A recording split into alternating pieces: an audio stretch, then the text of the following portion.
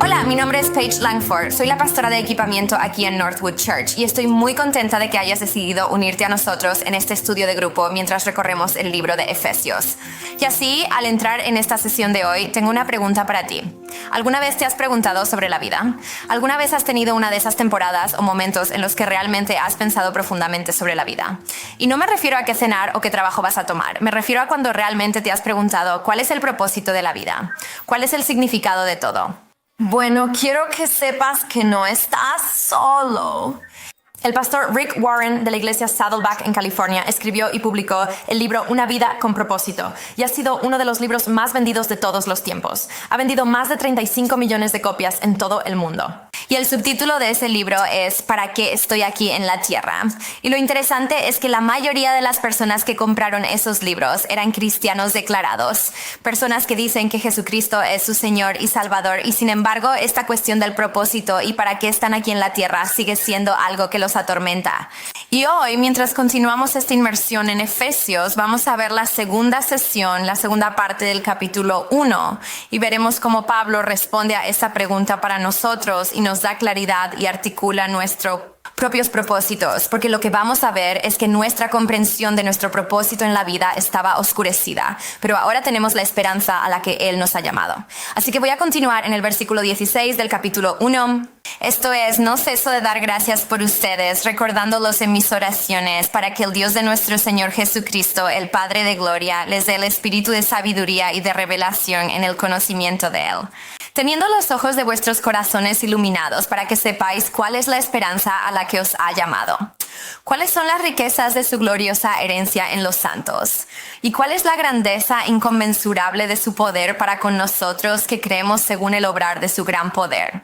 Y así, la semana pasada vimos que Pablo comienza esta carta con alabanza, desglosando lo que significa estar en Cristo. Pero aquí, en la segunda parte del primer capítulo, comienza a orar por las personas que están recibiendo esta carta. Está orando por los destinatarios allí en la iglesia de Éfeso.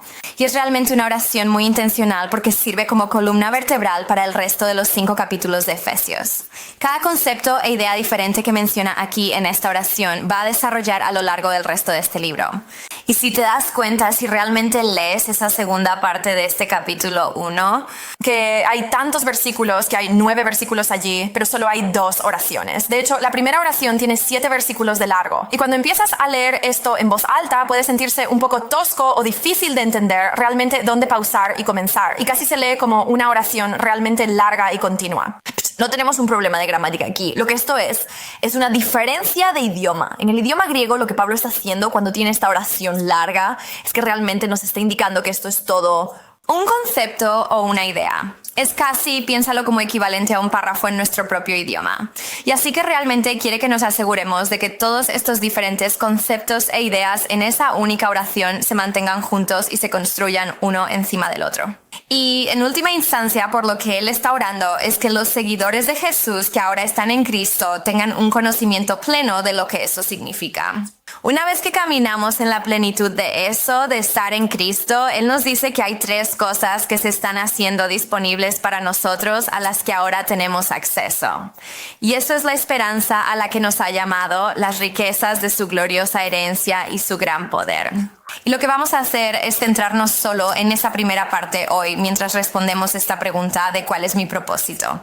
¿Para qué estoy aquí en la tierra? Vamos a ver qué significa tener esta esperanza a la que nos ha llamado. Y la idea de cuando escuchas esa frase de llamado significa que tiene que haber algún tipo de respuesta. Cada vez que hay una llamada, tienes que pensar en nuestras propias vidas. Cuando tu teléfono está sonando, tienes que responderla, rechazarla o ignorarla. Tal vez la perdiste por completo, pero hay algún tipo de respuesta involucrada en una llamada. Y así, a quienes Pablo está escribiendo aquí en Éfeso, es a personas que han respondido al llamado de Jesucristo. Y así, esta es una palabra que usamos mucho en el siglo XXI. Hablamos de nuestras vocaciones, a qué nos ha llamado Dios. Pero lo que quiero que realmente veamos hoy es cómo define la Escritura nuestra vocación. Las Escrituras nos dicen que hemos sido llamados a pertenecer a Jesús. Hemos sido llamados a vivir como Jesús. Hemos sido llamados a una vocación santa. Hemos sido llamados a vivir como un solo cuerpo. John Stott, él es el teólogo, el sacerdote anglicano británico que escribió. Dijo lo siguiente sobre nuestros llamados. Él dice que nos ha llamado a Cristo y a la santidad, a la libertad y la paz, al sufrimiento y la gloria.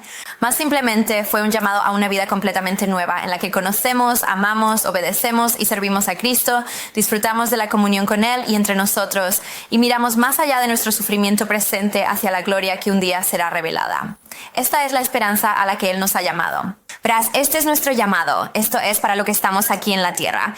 Y lamentablemente, lo que creo que sucede muchas veces es que malinterpretamos este llamado a estar en Cristo con nuestras vocaciones muy específicas, con nuestras formas muy específicas de avanzar el reino de Dios en nuestra propia historia. Y hay un gran valor en saber y discernir dónde Dios te ha puesto en los lugares a los que estás llamado a servir y en las habilidades laborales y pasiones que tienes. Pero cuando afianzamos nuestra identidad de esta manera tan específica, malinterpretamos por completo el llamado. Completamente malinterpretamos lo que significa estar en Cristo. Verás, los trabajos y las temporadas, esas cosas cambiarán, pero nuestro llamado a estar en Cristo no depende de nosotros y no depende de cómo estamos llevando a cabo quienes somos en Cristo. Depende de lo que Jesús hizo por nosotros en la cruz y su resurrección. Y eso es algo que un trabajo no puede definir. Una vocación específica no puede definir, sino solo el hecho de que estamos en Cristo es lo que realmente es nuestro llamado. Así que cuando estaba en la universidad sentí un llamado muy fuerte para servir en el ministerio juvenil, para servir a los adolescentes y ser parte de su fe. Y así trabajé en campamentos juveniles. Serví en ministerios juveniles durante la universidad y luego me casé con mi esposo Daniel y servimos en el ministerio juvenil juntos durante 10 años. Y sentí que esto es a lo que el Señor nos había llamado. Esto es para lo que hemos sido preparados. Esto es a lo que todas esas historias y experiencias han llevado a este momento. Y luego diferentes cosas cambiaron en nuestras vidas. Se abrieron diferentes puertas, los caminos tomaron direcciones distintas. Y de repente nos encontramos ya no en el ministerio juvenil. Y el Señor estaba abriendo diferentes puertas y había emoción por lo que Él estaba haciendo. Pero entonces había algo en mí también que se sentía inquieto. ¿Era esto? ¿Dónde se suponía que debía estar? Pensé que había sido llamado al ministerio juvenil. Ahora estoy siendo desobediente al Señor. ¿O quién soy si no estoy sirviendo en el ministerio juvenil? Pero ves, ahí es donde malinterpretamos la vocación, cuando la arraigamos en esas formas muy específicas, en esas etapas muy específicas de la vida. A principios de la década de 2000, no sé si recuerdas la frase, el truco de vida.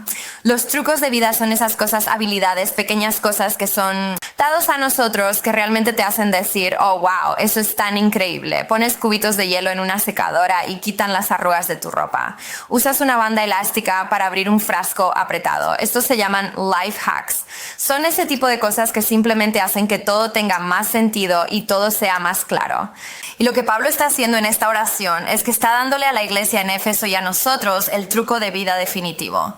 Verás, cuando te enfocas únicamente en tu propia vocación y en lo que se supone que debes hacer, te vas a quedar atrapado en el antes. Te quedarás atrapado en lo que significa estar aquí, en lo que significa tener un propósito. Lucharás con el sentido y a veces te sentirás sin esperanza porque esos trabajos y etapas van a cambiar. Pero ahora, como persona llamada, tienes acceso a la esperanza de Dios, a su gloria y a su poder. Entonces hoy, mientras discutes ese pasaje con tu grupo allí, oro para que tal vez te des cuenta de que quizás necesites redefinir tu propio llamado. Tal vez necesites redefinir lo que significa ser un seguidor de Cristo y lo que significa estar en Cristo para ti.